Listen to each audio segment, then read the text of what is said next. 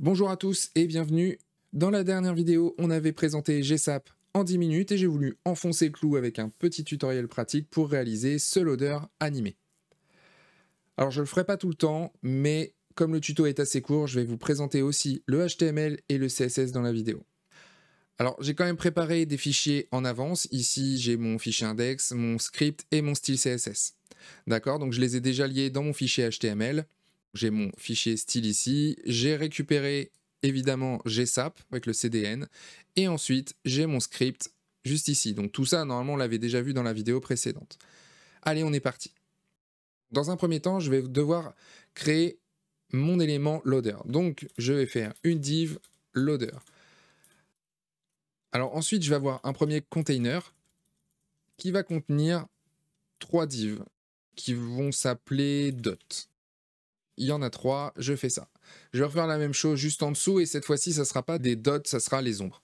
D'accord, donc on va créer notre container également, shadow, x3 également.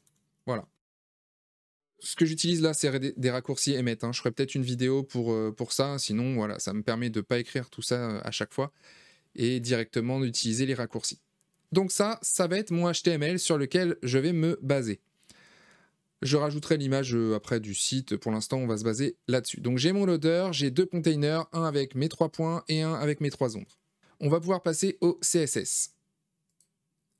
Donc, je vais faire margin 0, padding 0, comme ça je suis tranquille. Ensuite, mon loader. Alors, ce que je vais faire, c'est que je suis bête. Là, je devrais mettre, j'avais préparé ici à droite, donc je vais plutôt travailler à droite, comme ça je vais continuer à voir mon arborescence, ça sera plus simple. Mon loader, j'ai dit, il va faire une largeur de 100%, une hauteur de 100 VH, et ensuite, ce que je vais faire, c'est une couleur. Je vais mettre background color, je vais mettre un gris, on va voir ce que ça donne. Le gris est très moche, donc je vais venir le trafiquer ici.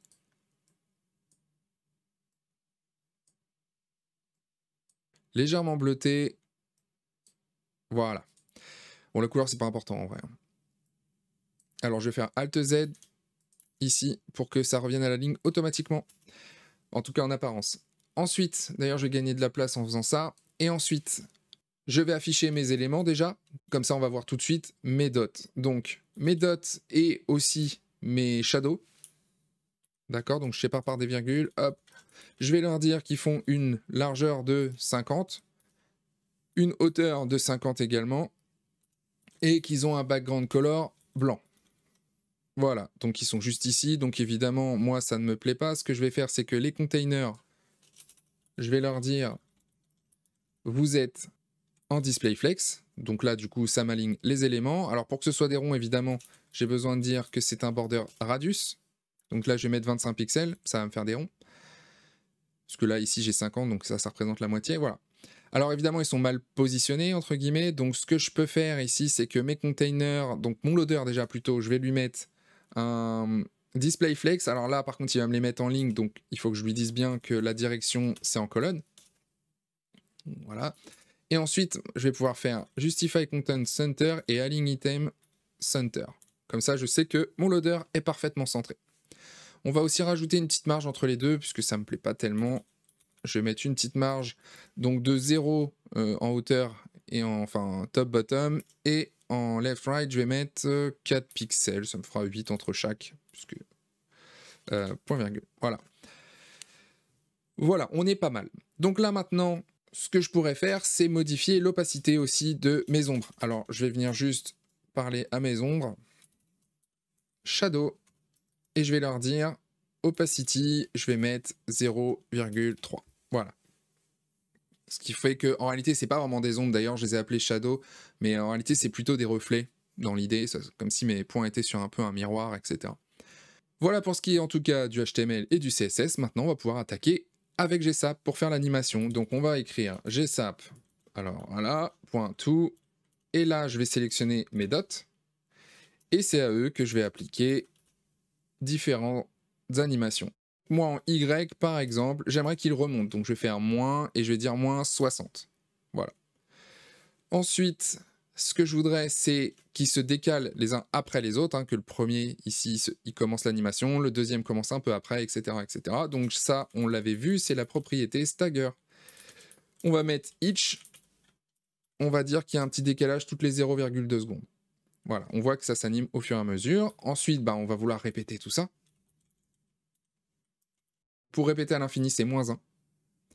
Ensuite, on va faire en sorte que ça se répète, mais que ça revienne en arrière. Hein, pour faire cet effet de rebond, c'est grâce à ça. On va mettre yo-yo, true. Et voilà. Donc là, on vient d'animer notre loader, ça y est. On a nos points qui sautent, entre guillemets. Ce qu'on va vouloir faire, c'est exactement la même chose. Ah, évidemment, exactement, pas exactement, mais il y aura 2-3 différences. C'est qu'on va prendre nos ombres. Si j'oublie le A, ça va pas marcher. Et on va lui dire plutôt que c'est 60. Donc eux, ils vont partir dans le sens inverse, évidemment. Et ce qu'on pourrait faire aussi pour rendre l'animation plus sympa, c'est tout simplement changer l'opacity. Donc l'opacité, plus il va le descendre, bah, plus il va s'éloigner, moins on le verra. Donc on va mettre opacity. On va peut-être pas la mettre à 0, mais on va mettre 0,1. Et voilà, ça donne un petit effet comme on voulait. Voilà pour ce qui est de mon animation avec mon loader. Maintenant, ce que je vais vouloir faire, c'est charger mon animation uniquement pendant que la page se charge. Alors, j'ai déjà vu des personnes faire avec un set timeout. Clairement, c'est pas la bonne méthode, puisque évidemment, vous allez avoir peut-être des personnes qui vont mettre plus de temps finalement que les secondes que vous allez avoir prévues. Si vous mettez dans votre timeout, je sais pas, 3 secondes, et ben s'ils ont mis 5 secondes, ils vont quand même avoir encore du chargement après votre loader. Donc c'est pas génial. Et le pire, c'est peut-être même encore pour les personnes qui auront chargé votre site rapidement en 0,5 secondes, et eux, ils vont quand même avoir le loader alors qu'ils ont déjà tout chargé. Donc nous, on va utiliser plutôt un événement qui va me permettre de savoir quand le chargement a été terminé. Alors, première chose que je vais venir faire, c'est rajouter du contenu. Donc, je vais prendre une image. J'ai récupéré une image du dernier tuto que j'avais fait. Et bon, allez, on va faire les choses bien. On va mettre GSAP dans le Alt, même si pour le tuto, on aurait pu s'en passer. Ça va être mon contenu que je vais charger. Donc, moi, ce que je voudrais, c'est que cette image se charge. Donc, d'ailleurs, ce que je vais faire, c'est aussi lui donner une largeur pour pas qu'elle prenne trop de place, parce qu'elle est assez grande l'image, je crois, parce que je l'avais mis en x2 pour histoire que le chargement soit assez long. Mais surtout, ce qu'on va faire, c'est venir dans l'onglet DevTool. Alors, moi là, je suis sur mon Live Preview, c'est-à-dire c'est un onglet dans mon VS Code, mais en réalité, vous avez la même chose. Hein. Vous avez des DevTools sur vos navigateurs, normalement. Vous allez dedans et vous allez voir, en fait, que dans Network, juste ici, vous allez avoir un panneau qui ressemble à ça.